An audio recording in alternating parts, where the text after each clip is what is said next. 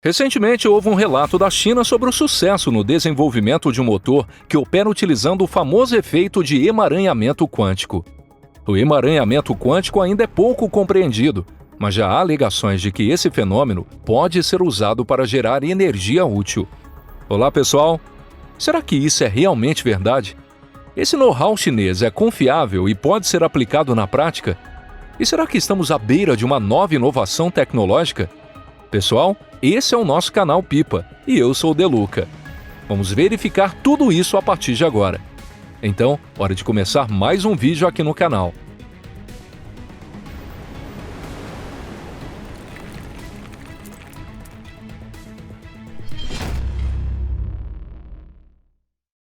Motores e demônios.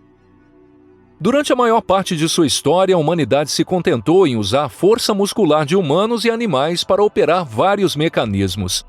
Então veio a era dos motores a vapor, seguida pela era dos motores de combustão interna. Os motores passaram por mudanças e melhoria ao longo dos últimos séculos, mas algumas coisas permanecem inalteradas. É o princípio operacional mais importante, baseado na segunda lei da termodinâmica. Muitos de vocês provavelmente se lembram da essência dessa lei que aprenderam na escola. Sim, o calor nunca pode passar naturalmente de um corpo mais frio para um corpo mais quente. Por exemplo, se colocarmos um cubo de gelo em água quente, o gelo derreterá e a temperatura da água diminuirá um pouco. Isso ocorre porque o calor da água quente é transferido para o gelo, sendo utilizado para derretê-lo, e eventualmente o sistema água quente-gelo passa para um novo estado. Inversamente, seria estranho imaginar o cubo de gelo ficando mais frio e a água quente ficando mais quente, não é? Como demonstrado pelo grande engenheiro francês Sadi Carnot no século XIX, em geral o trabalho de qualquer motor térmico é apenas um efeito secundário do fluxo de calor de um corpo quente para um corpo frio. Não é possível criar um motor perfeito com 100% de eficiência. Isso contrariaria a segunda lei da termodinâmica, pois significaria capturar toda a energia que um corpo quente gasta para aquecer um corpo frio. Ou seja, o sistema permaneceria inalterado, enquanto a entropia continuaria a aumentar.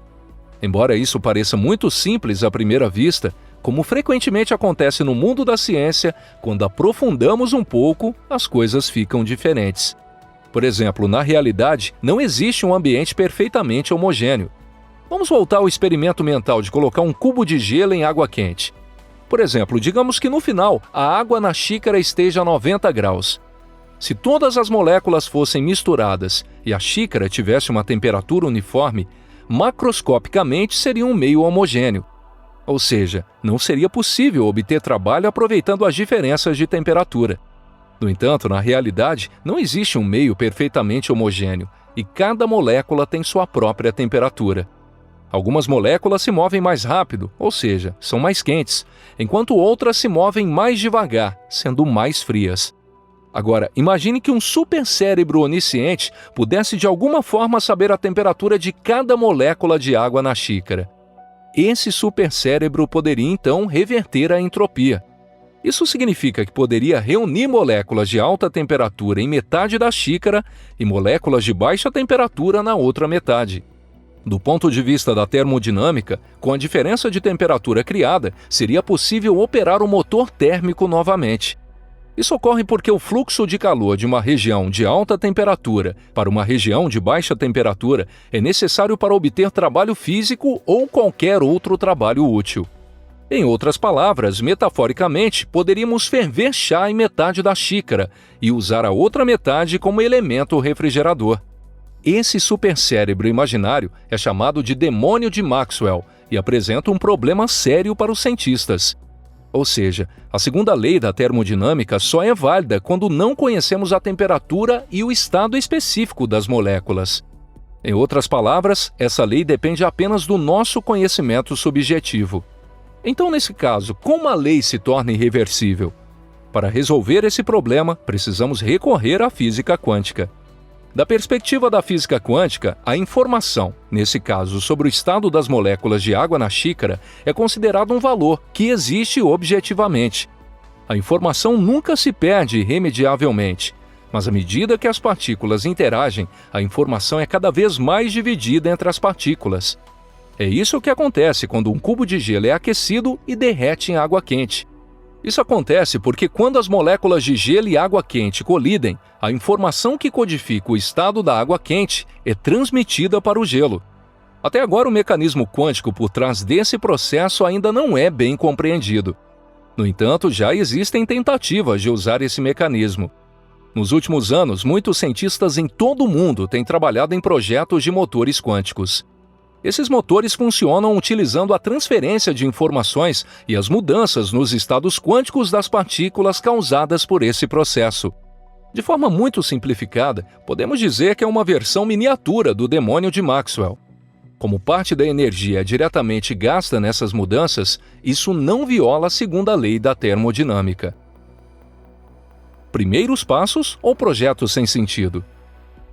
Um dos primeiros protótipos de motor quântico foi desenvolvido em 2023 por cientistas japoneses, utilizando um mecanismo simples. Ele funciona através da interação entre partículas elementares chamadas férmions e bósons. De forma bem resumida, aqui ocorre uma mudança nas propriedades quânticas em vez de uma troca de calor. A eficiência energética desse motor foi de aproximadamente 25%. Para um protótipo, essa eficiência é um número muito bom. No entanto, aqui existe um problema sério. Esse motor só funciona quando as partículas que compõem a substância operacional estão no estado de condensado de Bose-Einstein. O condensado de Bose-Einstein ocorre quando a maioria dos átomos que compõem a matéria está no estado quântico mais baixo possível, resultando na manifestação desses efeitos quânticos em nível macroscópico. Isso só é possível em temperaturas próximas ao zero absoluto. E assim que a temperatura começa a subir, a eficiência energética do motor cai rapidamente para valores imensuráveis. Os cientistas chineses decidiram desenvolver a pesquisa dos cientistas japoneses. O motor foi construído com base no famoso fenômeno do emaranhamento quântico, onde o estado de uma partícula elementar de um par se reflete na outra partícula. A substância operacional do motor é constituída por átomos de cálcio presos em uma armadilha de íons. Primeiro, os átomos de cálcio são aquecidos por lasers.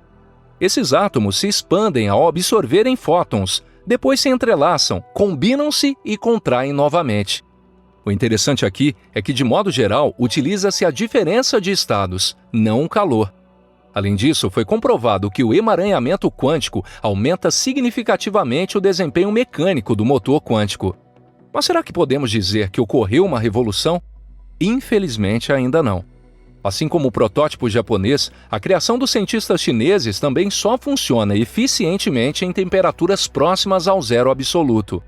Portanto, eles são completamente inúteis em condições diferentes das do laboratório. Mesmo na temperatura mais baixa possível na Terra, por exemplo, no centro da Antártida, com um ambiente de menos 100 graus Celsius, esse motor não funcionaria. Nem mesmo no espaço funcionaria, pois a temperatura é alta demais. Isso porque é de 2 a 3 graus acima do zero absoluto. Claro que puramente em teoria, podemos imaginar um recipiente isolante adequado para proteger esse motor no campo, mas provavelmente custaria tanto quanto comprar um carro comum para cada cidadão de um pequeno país. Em resumo, os motores de combustão interna e elétricos aos quais estamos acostumados não desaparecerão tão cedo. Provavelmente os motores quânticos serão aplicados em computadores quânticos, mas essas máquinas milagrosas ainda não são usadas na vida cotidiana e provavelmente não serão usadas nos próximos 10 a 20 anos. Eles têm baixa capacidade de computação, são muito inadequados para problemas aplicados e não sabemos bem o que pode fazer para resolvermos isso. Ambos retornam às leis fundamentais da física quântica, como o princípio da incerteza de Heisenberg. No entanto, esse é um tema para outro vídeo. Não se deixe enganar por exageros baratos de escritores de ciência popular imprecisos. No entanto, não precisamos ir ao extremo de considerar tais experimentos uma perda de tempo e recursos. O surpreendente mundo da física quântica está esperando pelo surgimento de um novo Einstein. A pesquisa está apenas começando. Mesmo esses pequenos passos fazem a ciência avançar. E talvez em 100 anos ou até mais cedo, possamos decifrar as leis quânticas e contornar todos esses problemas. Então os motores quânticos poderão ser usados na vida cotidiana.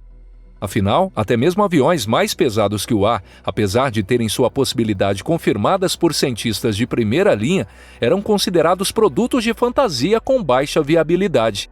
E esperamos que o mesmo aconteça aqui. E se você achou esse vídeo interessante, não esqueça de deixar seu like e compartilhar em suas redes sociais. Muito obrigado a todos. Um forte abraço e até a próxima. Tchau, tchau.